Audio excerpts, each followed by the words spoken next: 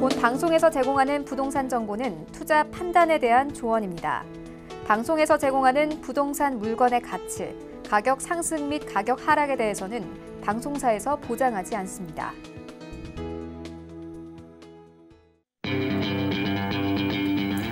안녕하세요. 황금부동산 투자 황부자 진행의 강주림입니다. 정부가 6.17 부동산 대책으로 이 3억 원이 초과되는 부동산을 투자했을 경우에 전세 대출과 주택 담보 대출을 전면 금지하면서 이 주택 구매를 위해 신용 대출이 증가하는 풍선 효과가 나올 것이라는 전망이 나오고 있습니다. 이렇게 좀 여러 지적들이 나오자 예외 조항도 마련 중이라고 밝히긴 했는데요. 벌써부터 이렇게 부작용들이 좀 나타나면서 시장은 아무래도 좀 더욱더 혼란스러워지지 않을까 예상이 듭니다. 저희 황부자와 함께 하시면서요. 다양한 좀 정보도 얻어가 보시고 상담도 나눠보시기 바랄게요. 02-3153-2600번, 013-3366-0110번 전화와 문자 열려 있으니까요. 많은 연락 주시기 바라겠습니다. 황부자 힘차게 출발합니다.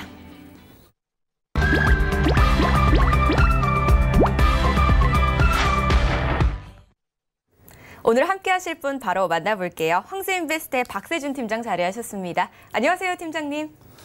네, 안녕하세요. 황스인베스트의 박세준입니다. 요즘 이 6.17 부동산 규제 정책 덕에 정말 이 부동산 투자를 생각하시는 많은 분들께서 정말 골머리를 썩고 있다라고 말씀을 좀 드릴 수가 있겠는데요. 하지만 어차피 뭐 이렇게 규제 정책이 시행이 된 거 두려워하지 마시고 흔히 얘기하는 쫄지 마시고 그냥 과감히 투자를 하시는 지역이 있다라고 하면 한번 해보시는 것도 나쁘지 않을 것 같습니다. 오늘 준비한 내용 잠시 후에 만나보도록 하겠습니다. 네, 부동산에 대한 두려움 저희와 함께 좀 떨쳐내셨으면 좋겠습니다. 첫 번째 지역부터 만나볼게요. 서울시 은평구 가련동 연신내역에서 도보로 약 10분 거리입니다. 3호선과 6호선 더블 역세권이고요. 다세대 주택 투룸입니다. 전용 면적은 약 25에서 28제곱미터, 시세는 2억 3,500만 원에서 2억 4,500만 원으로 형성돼 있습니다.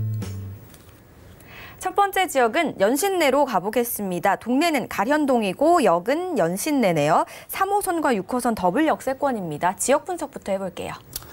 네, 오늘 소개해드릴 곳은 이 GTX A 노선 덕에 굉장히 핫하게 떠오르고 있는 지역, 바로 연신내 주변에 유형은 투룸 다세대 주택입니다. 면적은 전용 약 25제곱미터에서 28제곱미터 투룸 정도의 크기다라고 보실 수가 있겠고요. 시세는 2억 3,500만 원에서 2억 4,500만 원 정도를 예상하실 수가 있겠습니다. 계속해서 지역에 대해서 알아보도록 하겠습니다. 입지는 현재 이 가련동 같은 경우는 인구는 53,300명 정도, 세대수는 약 23,850세대, 세대당 인구는 약 2.2명 정도, 그렇기 때문에 이 소형주택이라든지 투룸 주택이 굉장히 인기가 많은 지역이다라고 설명을 드릴 수 있겠습니다. 계속해서 이 은평구는 전체적으로 소형주택이라든지 이 노후된 주택으로 구성이 되어 있는데요. 그렇기 때문에 이 빌라라든지 주택 재건축 등 다양한 이 주거 환경이 개선될 것으로 예상을 해볼 수 있겠습니다. 많은 지역에 투자를 하실 때 무조건 재건축이나 재개발만 보시는 분들이 계실 텐데요. 하지만 앞으로 이 6.17 규제 정책 덕에 이 재건축을 하는 곳에 그 지역에 2년 이상 거주를 해야 된다라고 발표가 되었죠. 그렇기 때문에 앞으로 이 재건축이라든지 재개발에 대한 것들은 다소 좀 투자가 어렵지 않을까라고 생각을 해볼 수 있겠습니다. 연신내역 주변에는 소형주택이라든지 이런 것들이 많아서 이 전세 물량 자체가 소형주택의 전세 물량 자체가 좀 부족하다라고 좀 보실 수가 있겠고요. 접근성 같은 경우는 3호선과 6호선 더블 역세권으로 연신내 도보 약 한 10분 정도 거리에 이 주택 단지에 있습니다. 그렇기 때문에 접근성을 통해서 이 주변 주요 업무지구까지 마포, 상암, 종로, 울지로 등 다양한 이 업무지구에 뛰어난 직주 근접성을 자랑을 하고 있습니다.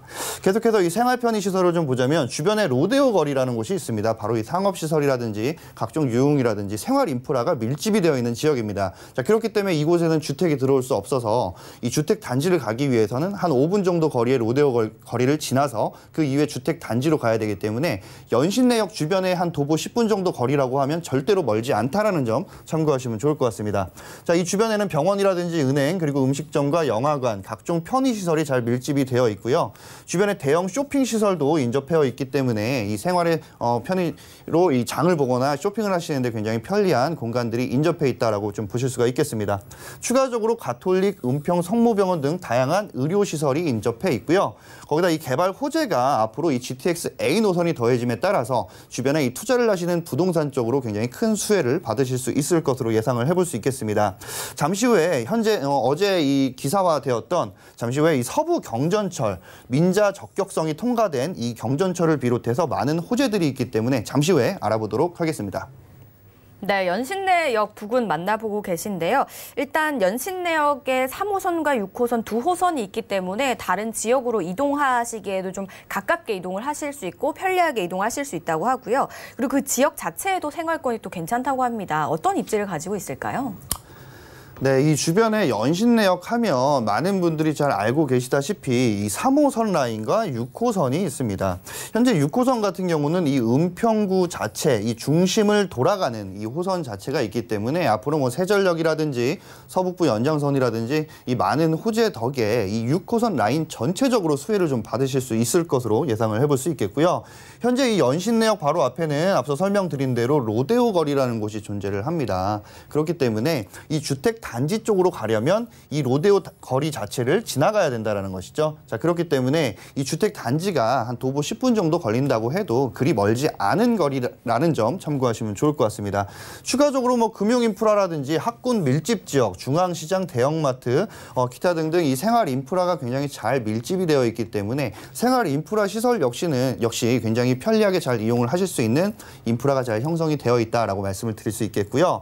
추가적으로 이 3호선과 6호선을 통해서 이 주요 업무지구인 뭐 고양 테크노밸리라든지 상암동의 DMC 그리고 마포, 홍대, 종로, 울지로 등 다양하게 이 주요 업무지구로 빠르게 갈 수 있다라는 장점 역시 있습니다. 자, 추가적으로 이 현재는 가련 1동이라든지 가련 주택 1구역 재개발이라든지 뭐 불광 5구역 그리고 대조 1구역 등 다양한 재개발 재건축이 현재 진행을 하고 있습니다. 그렇기 때문에 많은 이주민들이 현재 발생을 하고 있고요. 그렇기 때문에 이 주변 자체에 현재 이 전세라든지 월세가 많지 않기 때문에 이 금액 자체도 굉장히 오를 것으로 예상을 해볼 수가 있겠고요. 거기다 이 공실 리스크의 부담이 굉장히 줄어들 것으로 예상을 해보았을 때 현재 자체로서 이 6.17 부동산 규제뿐만이 아니라 뭐 각종 규제가 있더라도 있다고 해도 이 투자를 하시는데 전혀 크게 문제를 생각하지 않고 투자에 과감히 좀 진입을 해보셨으면 어떨까 싶습니다. 현재로서는 이 부동산 투자 입지로서의 최적화가 되어 있다라고 좀 설명을 드릴 수가 있겠는데요. 어떤 부분이 최적화가 되어 있고 앞으로 어떤 개발 호재가 있는지에 대해서 잠시 후에 알아보도록 하겠습니다. 자세한 위치를 한번 분석을 해봤습니다. 뭐 장점들이 좀 많이 있는 것 같아요. 이런 거 세세하게 좀 참고해 보시면 좋을 것 같고요. 그리고 호재는 또 굉장히 강조를 많이 해주셨습니다. GTX도 기다리고 있고 그 외에도 다른 호재들도 많이 있죠. 네, 현재 이 GTX뿐만이 아니라 어제 이 기사와 발표했던 민자 적격성에 통과된 이 세전역 라인에 이 은평에서 관악으로 갈 수 있는 이 지하철이 2028년 정도에 확실히 놓여진다라는 것을 기사화를 통해서 발표를 했습니다. 그렇기 때문에 이 6호선 라인 어디든지 전체적인 수혜가 가능하다라는 점 잠시 후에 더 자세하게 알아보도록 하고요. 일단 이 은평구 자체의 전입가구 비율 상승세가 굉장히 높다라는 것을 좀 설명을 드리려고 하는데요. 자, 이유는 내가 이 부동산 투자를 할 때 투자를 하는 그 물건 자체에 임차를 하는 쉽게 얘기하면 전세라든지 월세를 이용하는 이 세입자들이 없다라고 하면 인구가 없다라고 하면 크게 투자할 의미가 없기 때문인데요. 하지만 이 인근 지역에 나열을 해보았습니다. 인근 지역에 서울 은평구, 뭐 서대문구, 경기 고양, 서울 마포구 순으로 이렇게 나열을 해보았는데요. 이 중에서 서울 은평구 자체가 이 전입자가 55% 이상이 각 뭐 서울시라든지 경기도라든지 뭐 많은 이 수도권 지역에서 많은 인구가 유입이 되고 있다는 것을 알 수가 있었습니다. 현재 나와 있는 표를 비롯해서 보시게 되면 이 서울 은평구 자체가 타 지역들보다 굉장히 많은 인구가 월등히 높게 유입이 된다는 것을 보았을 때 앞으로 이 공급에 대한 저하로 인해서 부동산 투자에 대해서 훨씬 더 도움이 될 수 있다라고 좀 설명을 드릴 수 있겠습니다. 계속해서 이 교통 호재에 대해서 좀 알아볼 필요성이 있겠죠. 바로 첫 번째 GTX A 노선입니다. 현재 연신내 구간에 착공에 돌입을 했고요. 현재 이 연신내역 같은 경우는 3호선이라든지 6호선이 있기 때문에 이 연신내역을 통해서 뭐 종로 3가라든지 상암동의 DMC역 등 다양하게 이 10분대로 주파가 가능하다라는 것입니다. 자, 거기다 추가적으로 GTX A 노선이 들어서게 되면 이 강남권역으로 진출을 굉장히 편리하게 할 수 있기 때문에 트리플 역세권은 뭐 물론이고요. 그렇기 때문에 이 강남권으로 진출하시는 많은 분들께서 반대로 은평구 쪽으로 인구 유입이 좀 많아질 것으로 예상을 또 해볼 수가 있겠습니다. 현재 뭐 연신내역 일대 자체가 큰 변화가 예상이 되는 것은 물론이고요. 앞서 설명드린 대로 강남권 노선이기 때문에 외부에서 많은 인구 유입이 될 수 있을 것으로 예상을 해볼 수 있겠고요. 이 연신내역 주변은 현재 뭐 땅값 자체나 뭐 이 건물값이 굉장히 많이 오르고 있기 때문에 앞으로 이 신축을 지을 수 있는 부지가 굉장히 한정적으로 바뀔 것입니다. 자, 그렇게 되면 많은 집값이라든지 이 평당 금액 자체도 많이 오를 것으로 예상을 하기 때문에 이 투자를 현재 고민을 하고 계신다고 하면 좀 빠르게 진입을 해보시면 어떨까 싶습니다. 두 번째는 신분당선 서북부 연장선입니다. 현재 뭐 삼성에서 은평 뉴타운 그리고 독바이역을 거쳐서 바로 용산까지 가게 되는 노선인데요. 현재 이 하루에 30만 명 이상이 이용을 할 수 있을 것으로 예상을 좀 해볼 수 있는 노선입니다. 그만큼 필요하다라는 것인데요. 자, 현재는 이 강남과 북도심 자체의 교통 체증이라든지 많은 수요 덕에 많은 사람들이 이용을 못하는 경우가 생길 수 있다는 것입니다. 하지만 생기게 되면 강남, 강북 도심을 통과하는 3호선과 신분당선까지 더해져서 이 광역 수요를 흡수할 것으로 예상을 해볼 수가 있겠습니다. 현재 이 교통은 부동산에서 가장 중요한 요소죠. 부동산 가격 그리고 부동산 투자를 할 때 굉장히 중요한 요소이기 때문에 앞으로 이 강남 북도심 이 통과하는 노선까지 갖춰지게 되면 부동산 전체적으로 은평구가 수혜를 받을 수 있을 것으로 예상을 해볼 수 있겠습니다.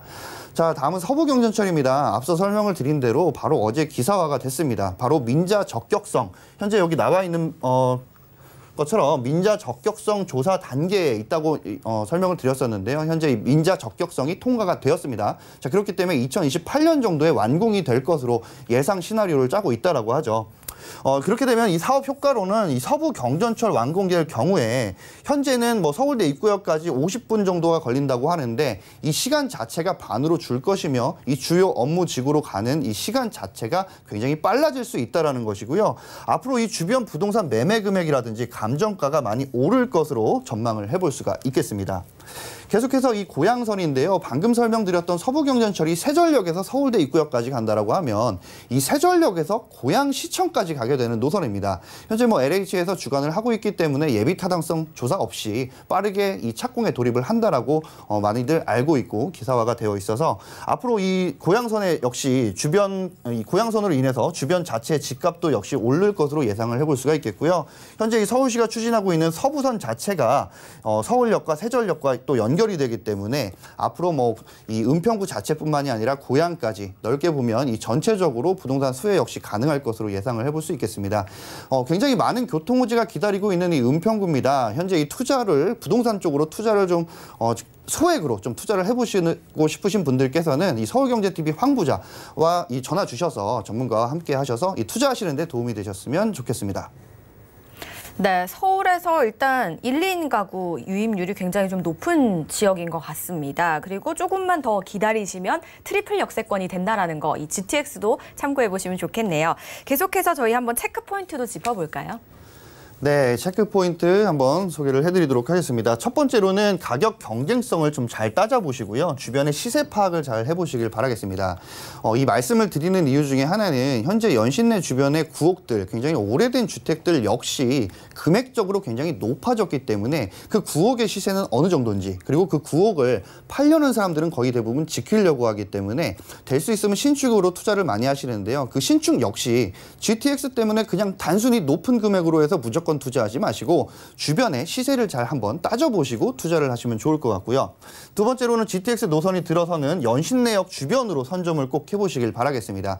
제가 앞서 설명드렸다시피 6호선 라인 어디든지 투자하셔도 괜찮을 것 같기는 합니다. 하지만 GTX가 다이렉트로 들어오는 연신내역 주변이 오히려 이 부동산 쪽으로 좀 더 수혜를 많이 받으실 수 있을 것으로 예상을 해보기 때문이고요.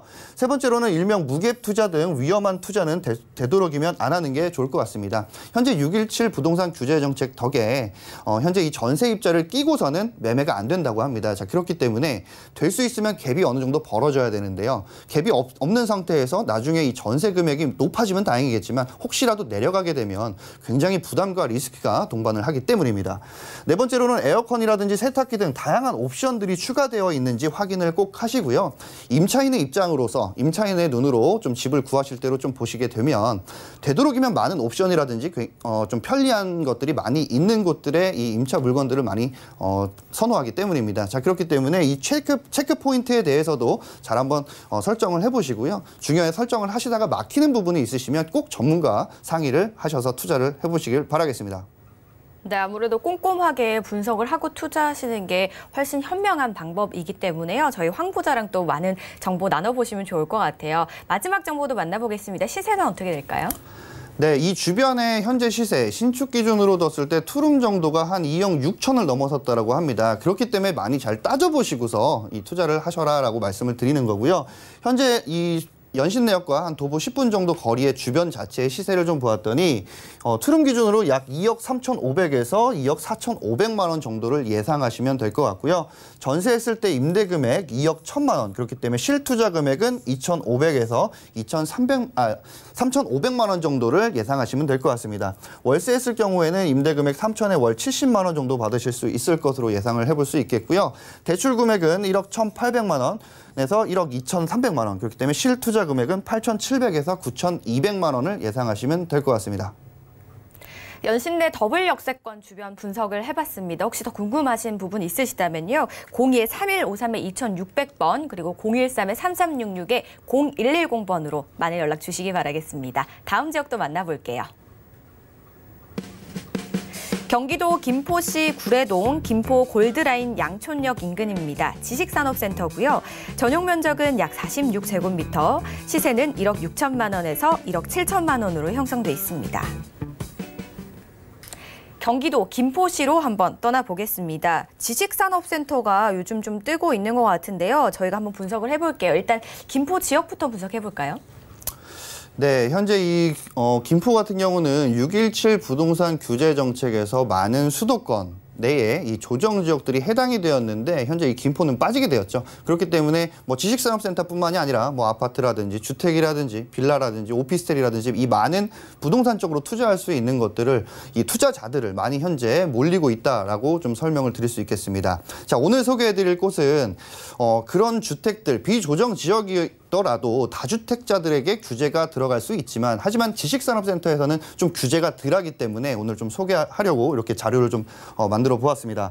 현재 위치는 김포 골드라인의 양촌역 역세권입니다. 유형은 지식산업센터인데요. 많은 분들께서 아직까지는 지식산업센터가 어떤 거지? 라고 좀 생각을 하시는 분들이 많습니다. 잠시 후에 이 지식산업센터에 대해서는 좀 알아보도록 하고요. 현재 이곳의 전용 면적은 46제곱미터, 시세는 1억 6천만 원에서 1억 7천만 원. 부가세가 포함이 된 금액이기 때문에 일반 임대사업자를 내시게 되면 시세는 이 금액보다 좀 더 내려간다는 점 참고하시면 좋을 것 같습니다. 이곳의 추천 포인트에 대해서 좀 알아보도록 하겠습니다. 현재 6.17 부동산 규제에 따라서 많은 분들께서 뭐 이 6.17 부동산 규제 정책 자체가 갭 투자를 좀 막겠다라는 정책이 좀 많이 있는데요. 그렇기 때문에 앞으로 이 수익형 부동산의 가치가 많이 높아질 것으로 예상을 해볼 수가 있겠습니다. 두 번째로는 현재 이 지식산업센터 같은 경우는 대출 규제에 간섭이 없습니다. 자, 그렇기 때문에 소액으로 높은 수익률을 창출할 수 있다라는 것을 좀 알아볼 수가 있겠고요. 세 번째로는 이 지식산업센터 같은 경우는 종합부동산세를 내지 않습니다. 자, 그렇기 때문에 내가 어느 정도를 투자를 하고 있더라도 금액이 높아진다고 해도 종합부동산세를 내지 않고 기타 뭐 취득세라든지 법인세 등 많은 세금 혜택이 있기 때문에 리스크를 최소화할 수 있다는 점 다시 한번 참고하시면 좋을 것 같습니다. 네 번째로는 지식산업센터 자체 면적이 주변에 뭐 회사를 내거나 회사적으로 임대를 하시는 분들이 많이 오피스를 이용을 하시고 있는데요. 오피스텔이 아닌 오피스입니다. 오피스를 이용을 하고 계시는데 주변에 오피스보다 아무래도 면적 자체가 넓기 때문에 영향력이 굉장히 높다라고 좀 설명을 드릴 수 있겠고요. 다섯 번째로는 지하철 양촌역에 위치를 하고 있습니다. 초역세권이고요. 이 주변 자체는 준주거지역과 중심 상업지역으로 신시가지로 현재 변모를 하고 있는 곳이기 때문에 앞으로 훨씬 더 메리트가 한층 더 업그레이드 될 것이다 라고 좀 설명을 드릴 수 있겠습니다. 현재 양촌역 주변에는 각 행정타운, 뭐 동사무소라든지 뭐 기타 관공서들이 많이 앞으로 들어올 예정이기 때문에 거기다가 이 들어오게 되면 그 주변으로 뭐 하청이라든지 연계된 사업자분들이 굉장히 많이 들어갈 것으로 예상을 해볼 수 있기 때문에 이후에 1인 가구 역시 수요가 많아질 것으로 예상을 해볼 수 있겠습니다. 일곱 번째로는 이 임차인 자체가 회사 설립자분들도 굉장히 많으실 거고 사업자분들도 굉장히 많으실 텐데요. 현재 이 회사 사업자들이 임차인 자격으로 들어갔을 경우에도 많은 혜택으로 현재 이 공실 리스크를 최소화할 수 있다는 것이고요. 현재 이 지식산업센터 같은 경우는 그 이후에도 추가가 연장이 될 수 있을지는 모르겠지만 아직까지 나와 있는 계획으로는 현재 2022년도까지라고 합니다. 자, 이 이후에는 모든 허가라든지 혜택이 많이 중단됨에 따라서 희소성 역시 굉장히 높아질 것으로 예상을 해볼 수 있겠습니다. 잠시 후 자세한 입지와 호재 그리고 이슈에 대해서 알아보도록 하겠습니다. 추천 포인트만 8가지인 것 같아요. 자, 왜 이렇게 추천이 많은지 저희가 한번 분석해 볼게요. 입지부터 만나보겠습니다. 네, 현재 이 골드라인으로 형성이 되어 있는 이 김포 도시철도인데요. 이 주변에는 구례역이라든지 양촌역 다양하게 이 주변에 중심 상업 지역이 있습니다. 자, 현재 구례역과 양촌역 이 주변에는 바로 이 연결되는 구간에는 중심 상업 시설과 구례구 지식산업센터의 공급지역 그리고 복합지구가 현재 형성이 되어 있고요. 이 주변 자체에는 배후 수요만 바로 사업지 인근에 9만 7천여 명 굉장히 많은 인구가 자리를 잡고 있습니다. 현재 입지적으로 보았을 때 많은 산업단지라든지 공업단지 자체가 있는데요. 많은 신도시들이 생겼을 때 예를 들면 동탄이라든지 송도라든지 청라라든지 이런 많은 지역들이 잠시 동안은 유령도시였던 적이 있습니다. 자, 그 이유가 뭘까요? 바로 일자리가 먼저 만들어지지 않았었기 때문입니다. 자, 그것을 한번 보았을 때 이 김포 주변으로는 산업단지라든지 예전에는 가등기라든지 미등기 건물들도 있었겠지만 공장 자체라든지 일자리가 원래 많았다라는 것이죠. 내가 그 일자리 자체로 이 출퇴근을 하다가 주변에 주거시설이라든지 이런 것들이 많아짐으로 해서 많은 인구들이 유입이 됐다는 것입니다. 자, 인구가 많아지면 많아질수록 그 주변의 부동산뿐만이 아니라 생활 인프라라든지 각종 이 여러 가지 인프라 자체들이 굉장히 많이 형성이 된다는 것을 알 수가 있겠는데요. 현재 이 김포 자체의 골드라인 그리고 이 한강 신도시 라인이 현재 그렇다라는 것이고요. 거기다 이 추가적으로도 제2 한강 신도시 가능 부지까지 굉장히 넓게 자리를 잡고 있고요. 앞으로 이 신도시다운 신도시로 변모를 할 수 있다라는 것을 보았을 때 그리고 이 조정 지역이 현재 아니라는 것을 보았을 때 이 굉장히 투자적인 입지로 보았을 때 이 김포 전체적인 지역적으로 큰 효과, 부동산에 대한 투자의 효과를 얻을 수 있을 것으로 예상을 해볼 수 있겠습니다. 자, 추가적으로 보시게 되면 기반 시설과 배후 수요를 좀 나눠볼 수가 있겠는데요. 현재 배후 수요 같은 경우는 김포 골드밸리 그리고 한공산업단지 검단산업단지, 대건면과 통진면 등 기업체 배후 수요가 굉장히 많다라는 것을 알 수가 있습니다. 현재 이 양촌역 주변으로는 양촌산업단지라든지 하군산업단지 등 굉장히 큰 산업단지가 현재 잘 되어 있다라는 것이고요. 주변에 이 자차를 이용을 하거나 사업을 하실 때는 대형 화물이라든지 이런 것들을 이용을 많이 하시는 분들이 계시겠죠. 그렇기 때문에 이 자체의 순환고속도로라든지 계양 강화고속도로가 앞으로 계획이 있기 때문에 이건 역시 교통으로 굉장히 좋아진다라는 것을 알 수가 있겠죠. 잠시 후에 호재라든지 이 주변의 이슈가 어떤 것들이 있는지 자세하게 알아보도록 하겠습니다. 네, 김포 지역은 알겠습니다. 그런데요, 이 지식산업센터는 좀 생소할 수 있을 것 같아요. 어떤 부동산인지도 굉장히 좀 궁금하고요. 관련된 이슈는 어떤 것들이 있을까요? 네, 앞서 제가 이 소개를 할 때 유형에 대해서 오늘 소개해드릴 곳이 바로 지식산업센터다라고 말씀을 드렸었는데요. 물론 이 부동산 TV를 시청하시는 많은 분들께서 지식산업센터를 아시는 분들도 계시겠지만 모르시는 분들도 계실 것 같아서 제가 한번 소개를 해보도록 하겠습니다. 자, 지식산업센터라는 것은요, 현재 정부에서 공장이라든지 창고 그리고 사무실 등을 이용을 해서 사업체를 운영하는 사업자에게 국가에서, 나라에서 혜택을 주기 위해서 만든 아파트형 공장의 새로운 이름이다라고 설명을 드릴 수 있겠습니다. 자, 현재 이 6.17 부동산 규제 정책 덕에 현재 주거 공간인 아파트라든지 주택이라든지 빌라 등 다양하게 부동산 투자를 하시는 분들 께서 이 갈 곳을 잃었다라고 해도 과언이 아닐 만큼 현재 부동산 투자 자체가 굉장히 얼음장같이 정말 갈 곳을 잃었다라고 좀 설명을 드릴 수 있겠는데요. 하지만 정부 자체에서 이런 부동산 투자 덕에 혜택도 주고 어느 쪽으로 투자를 해라 라고 얘기를 하는 것 자체가 이 지식산업센터라는 것입니다. 자, 이 지식산업센터가 어떤 장점이 있는지도 알아볼 필요성이 있겠죠. 자, 첫 번째로는 바로 대출 규제가 없습니다. 자, 그렇기 때문에 1금융담보대출 감정가의 약 80% 대출이 가능하다라는 것이고요. 적어놓지는 않았지만 2금융에서도 대출이 되죠. 2금융 같은 경우는 이 대출의 금액 자체, 퍼센테이지가 훨씬 더 높아집니다. 자, 그렇기 때문에 그렇게 되면 어떤 또 장점이 있느냐, 바로 투자 비용이 적어지겠죠. 한 구자를 분양을 받는데 최소 비용은 현재 1,000만 원에서 2,000만 원 정도가 들어가는 만큼 굉장히 최소 금액으로 투자를 하실 수가 있는데, 앞서 설명드린 대로 이 제2금융권의 담보대출을 받아서 이 레버리지, 대출 레버리지가 높아진다라고 하면 1,000만 원에서 훨씬 더 내려갈 수도 있다라는 추측을 해보고 예상을 해볼 수 있다라는 것입니다. 자, 그만큼 대출 규제와 투자 비용이 적다라고 말씀을 드릴 수가 있겠고요. 거기다 이 주택 수에는 포함이 되지 않습니다. 자, 그렇기 때문에 현재 6.17 부동산 정책으로 많은 투자자의 보유세 부담이 큰데 하지만 이곳에는 종부세를 내지 않기 때문에 세금적인 리스크 역시 줄어든다라는 것이겠죠. 자, 네 번째로는 임대 수익률이 일반 오피스텔 및 주택보다 월등히 높습니다.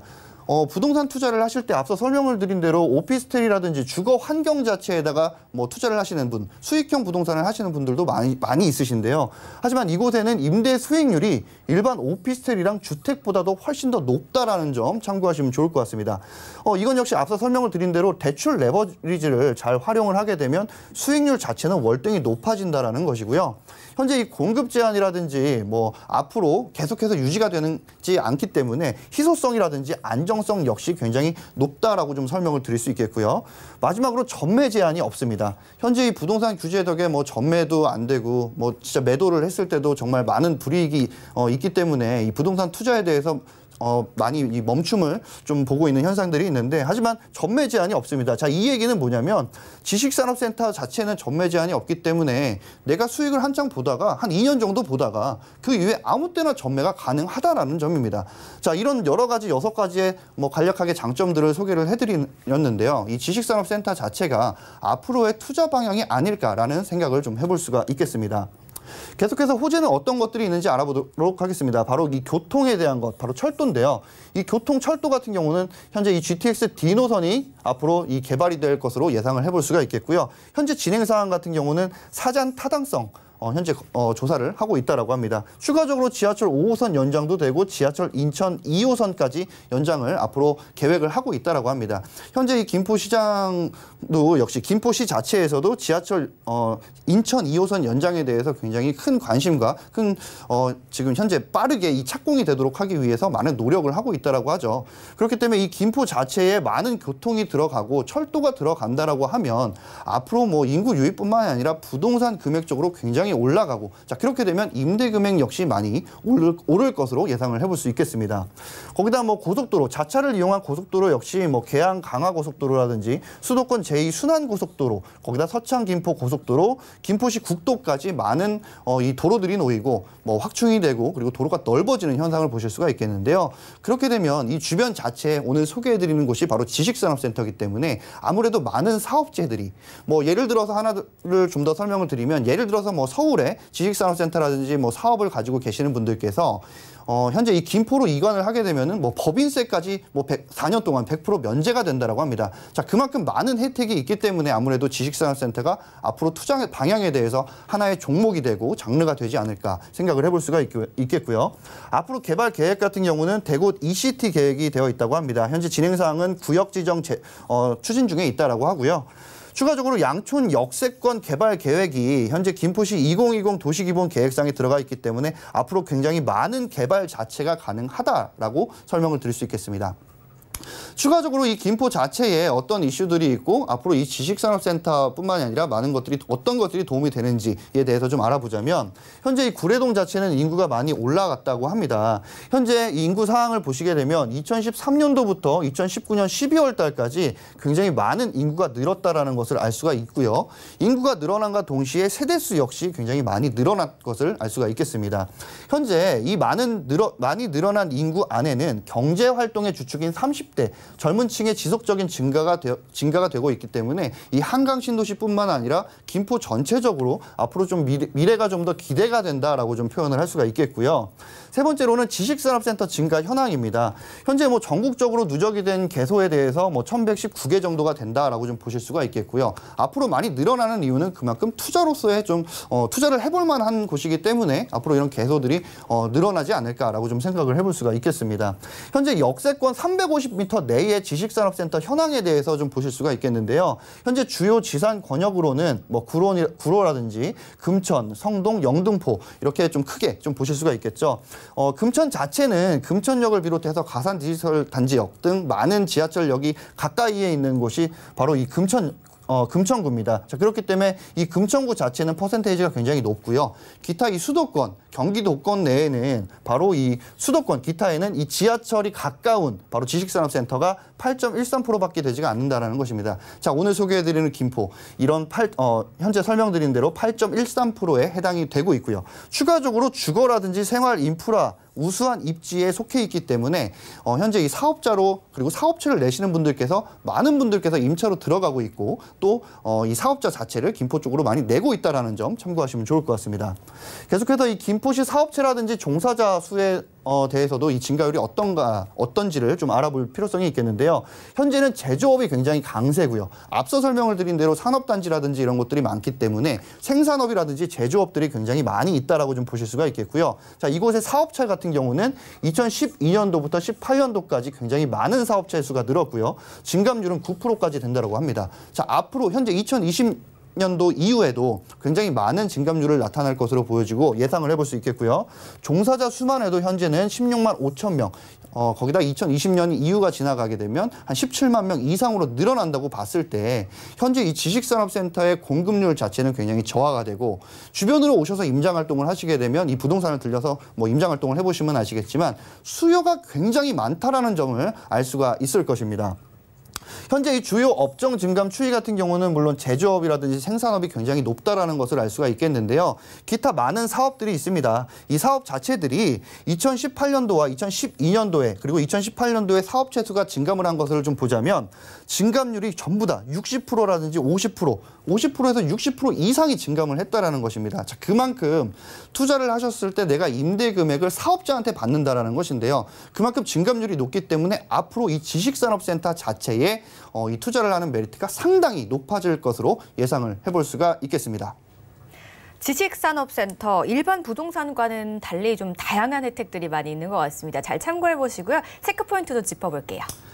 네, 현재 이 첫 번째로는요, 바로 이 차익형 부동산, 일명 갭 투자를 할지 수익형 부동산, 월세 투자를 할지를 잘 한번 따져보시길 바라겠습니다. 현재 뭐 갭 투자를 하는데 굉장히 뭐 6.17 규제 정책 덕에 굉장히 힘들어졌다고 하면 이 수익형 부동산으로 많은 사람들이 눈길을 돌리고 있다라고 해도 과언이 아니겠죠. 자, 그렇기 때문에 내가 이 투자하는 기간 동안 월세를 받아서 수익을 내겠다라고 좀 생각을 해보실 수가 있겠고요. 두 번째로는 수익률이 최소 10% 이상이 되는 물건을 잘 찾아보시길 바라겠습니다. 서울권역 내에 10% 이상 되는 뭐 부동산 투자가 있을까요? 거의 없다라고 저는 생각을 합니다. 자, 10% 이상 되는 물건 한번 잘 찾아보시고요.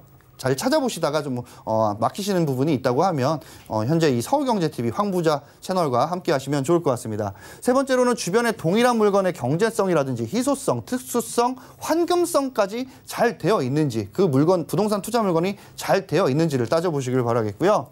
네 번째로는 부동산 규제라든지 부동산 정책에 간섭이 없는 물건을 잘 알아보시고 투자해 보시길 바라겠습니다. 체크 포인트까지 짚어봤습니다. 그렇다면 이 지식산업센터 시세는 좀 어떻게 될까요? 현재 이 주변의 지식산업센터의 이 시세 자체는요, 1억 6천에서 1억 7천만 원 정도 예상하시면 되겠습니다. 현재 부가세를 포함한 금액이기 때문에 일반 임대사업자를 내시면 부가세는 빠진다는 점 참고하시면 좋을 것 같습니다. 자, 월세를 냈을 경우에 보증금 2천에 월 60만 원 정도를 받으실 수 있을 것으로 예상이 되고요. 아직까지 이곳은 대출 규제가 없습니다. 이금융이면 대출 자체를 더 크게 받으실 수 있기 때문에 이 대출 금액은 1억 2,800에서 1억 3,600만 원. 그렇기 때문에 실투자금은 현재 1,200만 원에서 1,400만 원 정도를 보시면 될 것 같습니다. 김포시 지식산업센터 분석해봤습니다. 더 궁금하신 점은 02-3153-2600번과 013-3366-0110번 활짝 열려 있으니까요. 많은 연락 주시기 바라겠습니다. 좋은 말씀 주신 팀장님 고맙습니다. 살펴본 지역 정보 다시 한번 만나보시죠.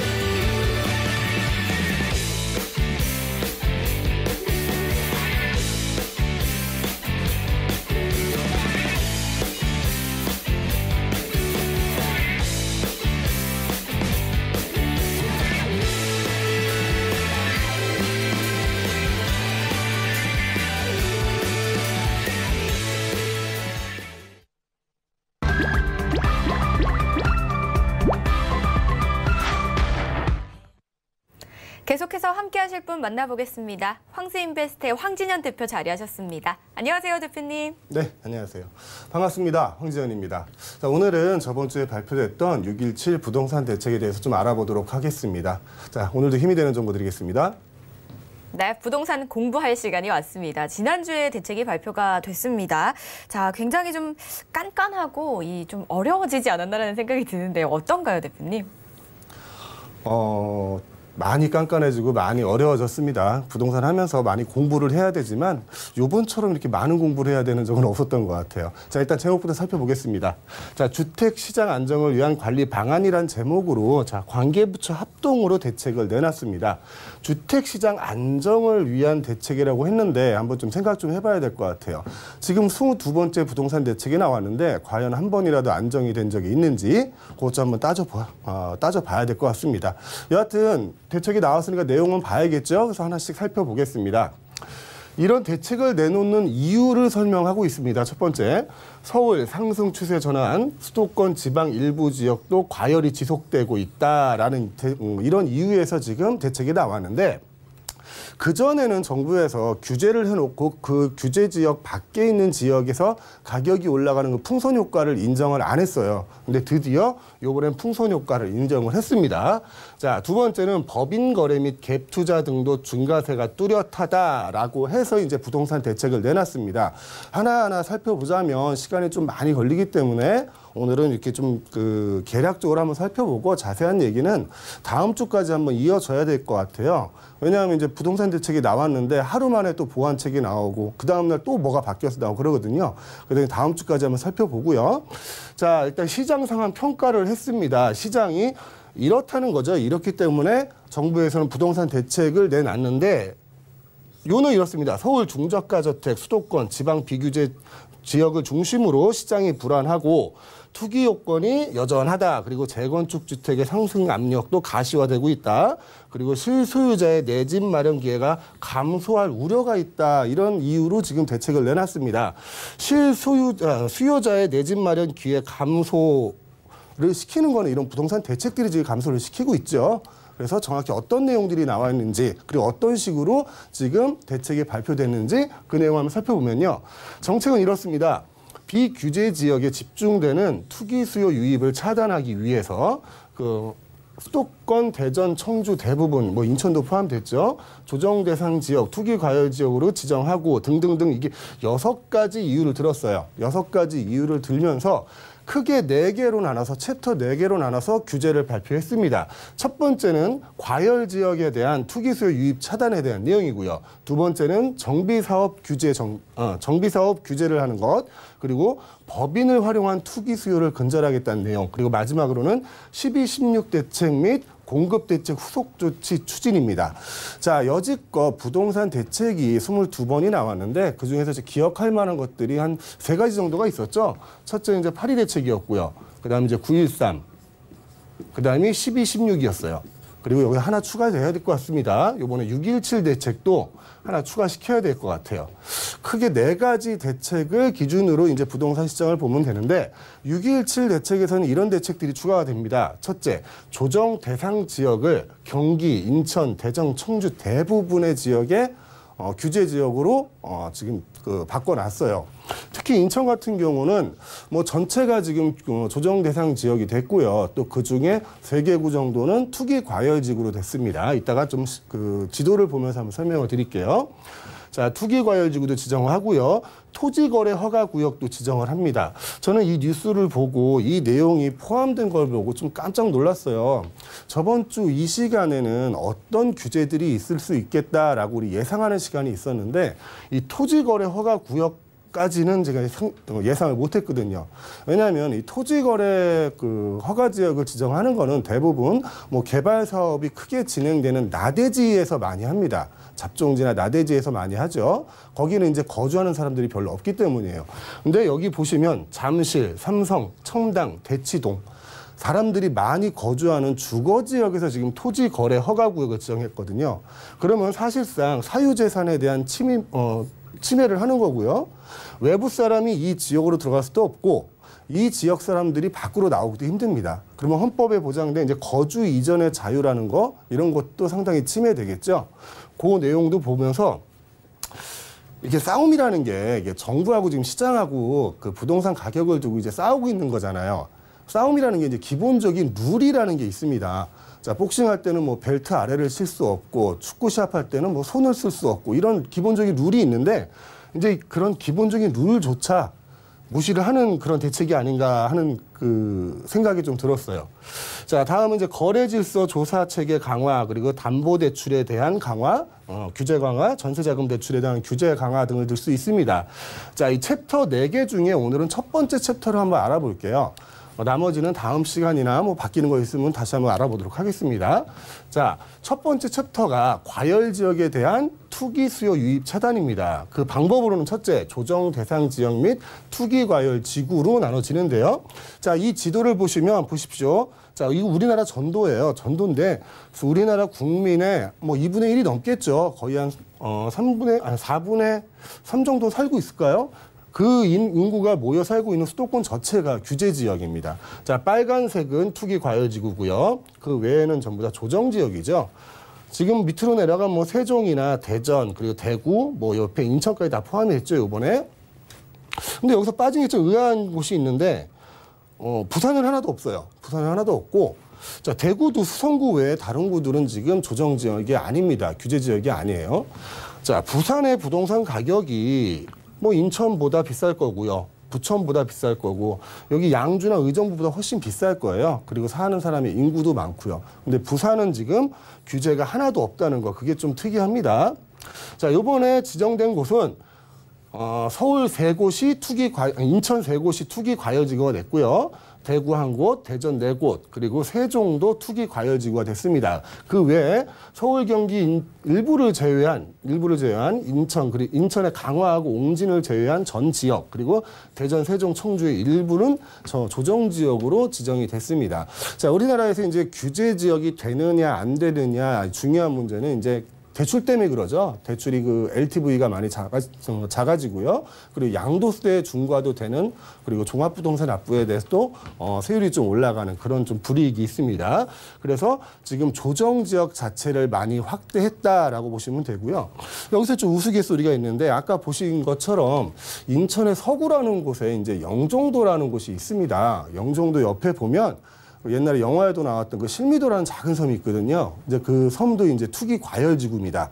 거기서 이제 집을 살려면 자금 축적까지 다 밝혀야 되는 거죠. 그 한 70 억은 80억은 그 어부들이 사실 텐데 그런 인터넷 짤도 많이 돌아다니더라고요. 자, 두 번째는 주요 개발 호재 지역의 토지 거래 허가 구역을 지정했습니다. 자, 이 지역이 정확히 어디냐면 이제 송파죠. 송파구 삼성, 그리고 청담, 대치. 자, 이곳에서 투기 과열 지구로 지정이 되면 어떤 변화가 있는지 한번 살펴봤습니다.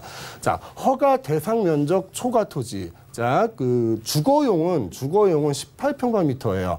그리고 상업용은 20평방미터입니다. 자, 이 지분을 넘어서면 무조건 이제 구청장의 허락을 받으라는 거예요. 구청장의 허락을 받아서 허가를 받고 이사를 가든 집을 사든 해야 된다는 거죠. 그리고 허가를 받은 경우 일정 기간 허가받은 목적대로 이용할 의무가 발생이 됩니다. 특히 주거용 토지는 2년간 실거주용으로만 사용하셔야 돼요. 다른 걸로 사용하시면 이제 허가 자체가 취소가 되고 뭐 거기에 대한 이제 범칙금이나 과태료 이런 게 나오겠죠. 상가 같은 경우도 그래요. 상가주택이나 상가들을 뭐 부동산 투자하신 분들 많이 하시지 않습니까? 그 상가를 사셨을 때도 전에는 이제 전체를 이제 임대를 주시는 분들이 많았잖아요. 이제 이렇게 못 한다는 거예요. 이 일부분, 특별하게 지금 기준이 정해져 있지는 않은데요. 그 일부분을 실제 소유자가 사용을 해야 합니다. 사용을 하고 나머지를 임대해 줘야 되는 거죠. 나는 장사를 안 하는 사람인데 상가를 사고 싶으면 거기서 제가 사업을 해야 된다는 거예요. 장사를 하든 주거용으로 그 집에 살든 뭐 거기서 뭐 대리점을 하든 무조건 해야 된다는 겁니다. 이 토지 거래 허가 구역에서는 18평방미터 그리고 20평방미터 기준으로 꼭 구청장의 허가를 받아야 된다는 거죠. 자, 중요한 건 발효 시점입니다. 발효 시점은 18일 날 공고를 하고요. 6월 23일부터 효력이 발생이 됩니다. 오늘부터 토지거래 허가구역 지정된 효력이 발생이 되는 거예요. 오늘부터 매매되는 주거용이든 상업용이든 각 구청장의 허가를 받아야 합니다. 자, 이번 토지거래 허가구역 지정 이후 시장 과열이 주변으로 확산될 때는 토지거래 허가구역을 더 지정할 수 있다고 합니다. 그리고 향후 개발 호재 등에 따른 투기 우려가 관측될 경우 시장 질서 확립을 위해 허가구역을 다시 지정할 수 있다라고 얘기를 했습니다. 어제 제가 TV를 보니까 그 청와대 관계자분이 이렇게 말씀하시더라고요. 아직도 부동산 대책은 다 소진하지 않았다. 언제든지 부동산 대책을 더 내놓을 수 있다라고 이렇게 말씀을 하시는 게 저는 뭐 경고가 아니라 거의 협박 수준으로 들려보더라고요. 이렇게 22번을 해놓고 이제 더 할 수 있답니다. 대책을 발표하고 그 다음날 또 보완책 만들고 보완책 또 만들고 외우기도 힘들어요. 자, 세 번째는 이렇습니다. 투기적 주택 수요에 대한 조사 체계를 강화한답니다. 자, 개발 호재 등 과열 우려 지역에 실거래 계획 조사 시행한다는 얘기고요. 기존에도 진행을 했는데 그 기존에 진행했던 내용보다 조금 더 타이트하게 진행을 한다는 얘기죠. 자, 그리고 다음은 이제 자금 조달 계획서 이제 제출 대상이 확대가 됩니다. 이게 기본적으로 투자를 하시는 분들한테는 좀 많이 다가올 것 같아요. 자, 기존에는 3억 원 이상이었어요. 투기 가열지구 조정 대상 지역, 즉 규제 지역이죠. 규제 지역에서 3억 이상일 때만 3억 이상의 주택을 거래할 때만 자금 조달 계획서를 넣는데 이제는 투기 과열지구 조정 대상 지역 내에서 주택을 거래하는 경우 거래 가액과 무관하게 자금 조달 계획서를 내야 되는 겁니다. 뭐 5천만 원짜리 다 쓰러져가는 빌라를 사도 10억짜리 아파트를 사도 자금 조달 계획서를 제출을 하고요. 제출하는 것뿐만이 아닙니다. 제출하는 것뿐만이 아니라 여기 보면 증빙 자료까지 요구를 하고 있습니다. 자, 기존에는 이제 9억 초과하는 주택일 때만 자금 조달 계획서를 제출한 거에 대한 증빙 자료를 요청을 했는데 이제는 9억 이하 뭐 이런 거 상관없고요. 거래 가액과 무관하게 투기 과열 지구 내에서 거래 가액과 무관하게 증빙 자료를 첨부해야 한다는 겁니다. 만약에 매매한 전에 살던 집을 팔고 간다면 매매 계약서가 필요할 거고요. 뭐 어디서 차용을 한다면 차용증이 있어야 될 거고요. 대출을 받는다 그러면 대출 신청서가 필요할 겁니다. 자, 금액하고 상관없이 이제 전부 다 자금 조달 계획서를 규제 지역 내에서는 내야 한다. 요거 여기까지 한번 설명을 하고요. 앞으로도 많은 내용이 남았는데 그거는 하도 많이 바뀌니까 좀 다음 시간에 또 천천히 또 알아보도록 하겠습니다. 한마디로 어렵네요. 네, 많이 좀 어렵습니다. 이 대책들이 나오는 이유는요. 투기를 근절하고 실수요자들을 위한 주택시장 안정화가 좀 큰 골자인데요. 20번 넘게 대책이 나오면서 그 방향성을 잃지 않고 잘 가고 있는지 또 그 방향성을 잃지 않기를 바라겠습니다. 자, 이렇게 강의 마쳐보고요. 혹시 더 궁금하신 점은요. 저에게 전화 또는 문자 주시면 되고요. 오프라인 상담 자리 있다고 해서 안내해드리겠습니다.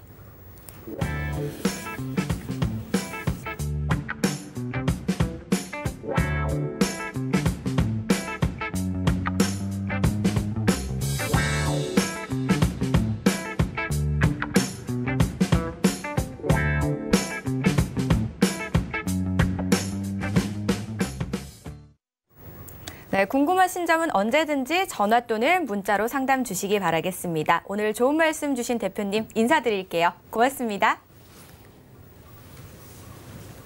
저희 방송에서 제공하는 정보는 투자 판단에 대한 조언일 뿐 해당 부동산의 가치와 수익률을 보장하지 않습니다. 저희가 준비한 소식은 여기까지입니다. 시청해주신 여러분 고맙습니다.